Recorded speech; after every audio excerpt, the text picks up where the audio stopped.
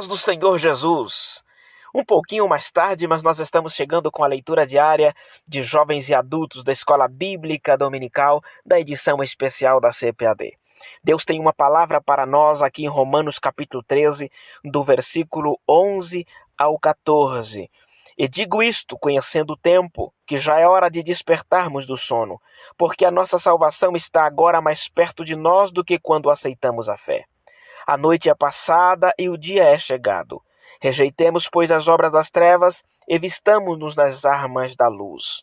Andemos honestamente como de dia, não em glutonarias, nem em bebedeiras, nem em desonestidades, nem em dissoluções, nem em contendas e inveja, mas revesti-vos do Senhor Jesus Cristo, e não tenhais cuidado da carne em suas concupiscências.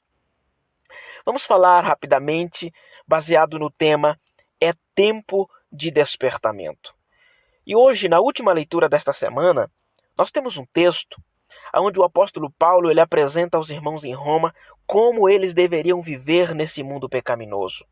Nos capítulos anteriores, ele apresentou em que esses cristãos deveriam crer, pensar e refletir biblicamente. Do capítulo 12 em diante, o apóstolo ensina como devemos viver à luz do que cremos. Ele começa dizendo que já é hora de despertarmos do sono. Mas que sono é esse? Pode ser o sono do mundanismo, pode ser o sono do descuido ou da negligência espiritual, de atitudes errôneas e algumas outras coisas relacionadas a isso. É tanto que o texto é claro em dizer que deveriam rejeitar as obras das trevas. Isto é, não andar em pecados de ordem sexual, o que parece mostrar que havia práticas assim no meio da igreja e que precisavam ser evitados. Os irmãos romanos precisavam entender a urgência de viver uma vida santa e reta perante o Senhor. Não podiam continuar a praticar estes pecados. E por que deveriam abandonar imediatamente essas práticas pecaminosas? O próprio texto responde dizendo, porque a nossa salvação está agora mais perto de nós do que quando aceitamos a fé. É claro que a salvação que Paulo está dizendo aqui é o plano da redenção, refere-se à segunda vinda de Cristo, ou seja, se trata do arrebatamento da igreja, que a cada dia que passa está mais próximo de nós, estamos vivendo os últimos dias antes da volta de Cristo. E na continuidade o apóstolo dos gentios faz uso de uma figura de linguagem. O texto diz, a noite é passada e o dia é chegado, mostrando que as trevas estão cada vez mais intensas, que está cada vez mais acirrada a ação maligna para levar as pessoas ao pecado. As obras das trevas estão em todos os cantos da terra. O mundo jaz no maligno.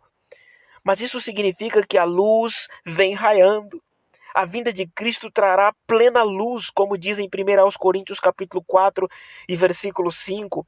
Na linguagem de hoje diz assim, quando o Senhor vier, Ele trará para a luz os segredos escondidos no escuro e mostrará as intenções que estão no coração das pessoas. O que devemos fazer então? Mais uma vez o texto responde, deixemos, pois, as obras das trevas e revistamos-nos das armas da luz. Ou seja, devemos deixar as práticas da noite, as obras das trevas e nos revestir das armas da luz, da santidade de Cristo. A vida do cristão é combate constante contra os desejos da carne, contra as ciladas do diabo, contra as seduções do mundo. Ter um andar honesto, com franqueza, com transparência, com santidade, com retidão. Afinal, fomos alcançados por Cristo para uma nova vida, para ter mudança de vida, para vivermos em retidão, em justiça, que procede da verdade de Cristo.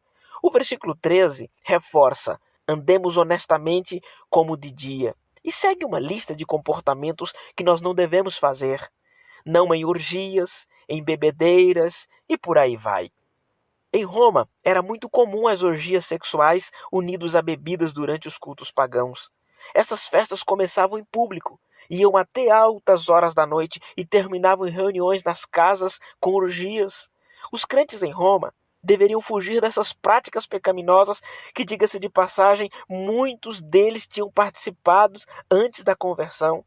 O final do texto nos diz, mas revesti-vos do Senhor Jesus Cristo.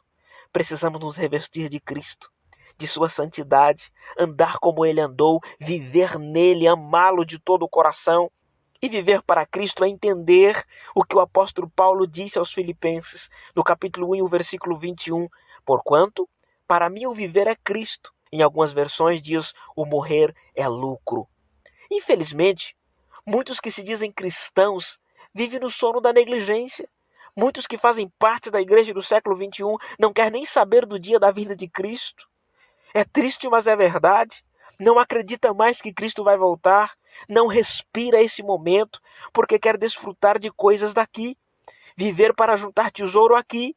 Não é errado buscar conforto, claro que não, mas sem perder o foco que é a eternidade em Cristo.